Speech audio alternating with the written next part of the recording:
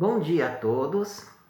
Hoje iremos falar sobre Hans Kelsen, mais precisamente na sua obra Teoria Pura do Direito. Essa obra ela foi escrita no ano de 1934, onde concretiza o direito como ciência, positivando as normas jurídicas livres de qualquer naturalismo, usando como base a doutrina de Kant. Agora vamos falar um pouquinho sobre a pirâmide de Kelsen. Bem, essa pirâmide ela se baseia na ideia de que as normas jurídicas inferiores elas retiram seu fundamento de validade nas normas jurídicas superiores.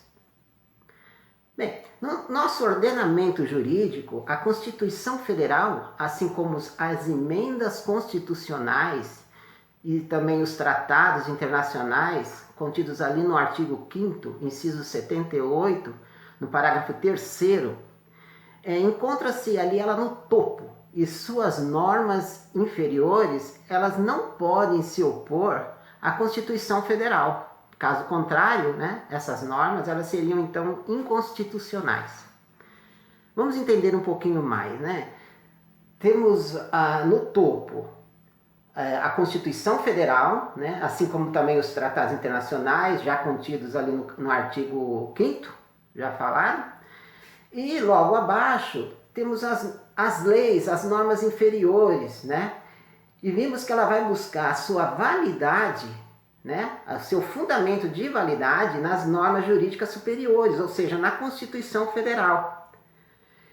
Então, esse é o ponto da gente entender um pouco sobre a pirâmide de Kelsen.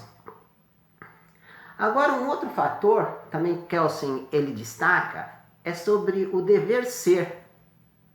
Esse raciocínio ele foi também retirado de Kant, que faz uma distinção entre ser e dever ser. Na norma, ela impõe uma conduta que o indivíduo deve assumir em determinadas situações, ou seja, ela expressa o dever ser, fazendo com que o indivíduo haja em razão da imputação por ela imposta, ou seja, deve-se imputar uma sanção a um fato. Bom, só a gente entender que dever, logo vai ter uma sanção em cima dela, É uma sanção a um fato. Bom, com a teoria pura do direito, o Kelsen ele pretendeu proporcionar objetividade, autonomia, neutralidade ao direito. E com isso ele construiu os conceitos de jurisprudência normativa, que trata, da validade do direito. Então, ao delimitar o estudo da ciência jurídica, o Kelsen ele eleva à categoria de ensino fundamental de sua doutrina o rompimento absoluto entre os conceitos do direito e moral, e principalmente entre direito e justiça. Ele criou uma teoria que se refere apenas ao direito positivo, porque para eles os fatores sociais e os valores como a justiça não são fatores que conduzem à legitimação do direito. Olha só. Então Kelsen ele rejeitou a ideia de justiça absoluta, admitido como conceito de justiça a aplicação da norma jurídica ao caso concreto.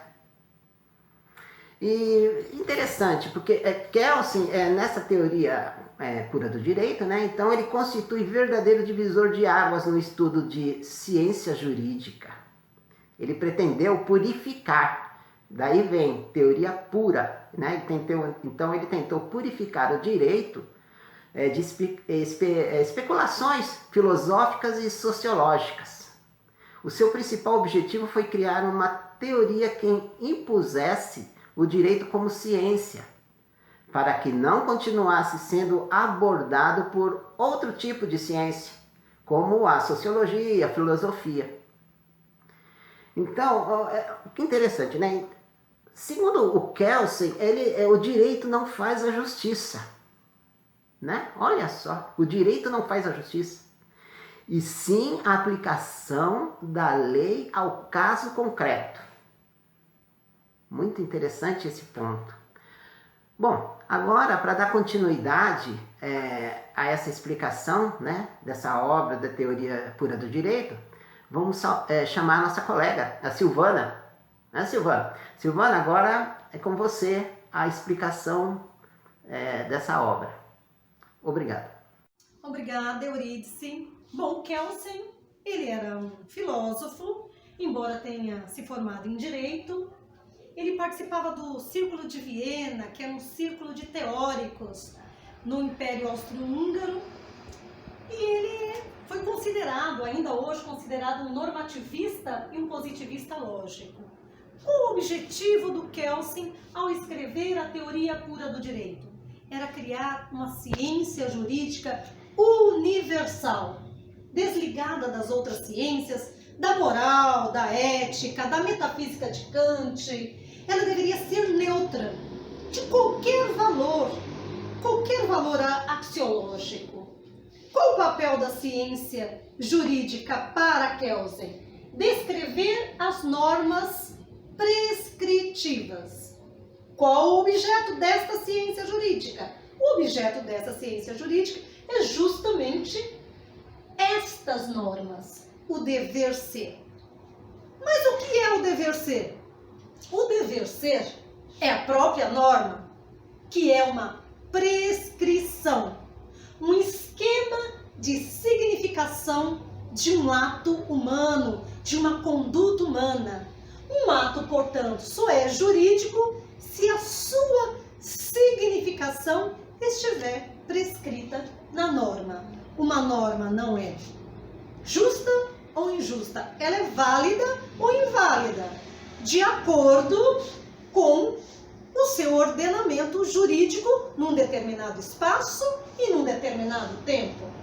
Toda norma pressupõe necessariamente uma sanção, daí o critério de imputabilidade. É um elemento pressuposto de toda norma, que haja uma sanção. O Kelsen também, para organizar essas normas, ele construiu uma pirâmide. Essa pirâmide passou a ser conhecida como pirâmide escalonada de Kelsen. A principal norma desta pirâmide é a Constituição Federal. É uma norma positivada, é uma norma posta, que dá validade às normas de grau inferior. Mas o que dá validade à Constituição Federal, se ela está no topo da pirâmide? É o que ele chama de norma fundamental. A norma fundamental é um elemento da intelecção humana, portanto ideal. É ela que vai dar validade à Constituição Federal, que por sua vez dá validade às demais normas. Segundo Kelsen também, as normas são relativas. Relativa a quê? Ao espaço, o local onde ela tem validade e ao tempo que essa norma tem validade. Ela não é absoluta como queriam os justnaturalistas. Deus, a natureza humana, não. As normas são relativas.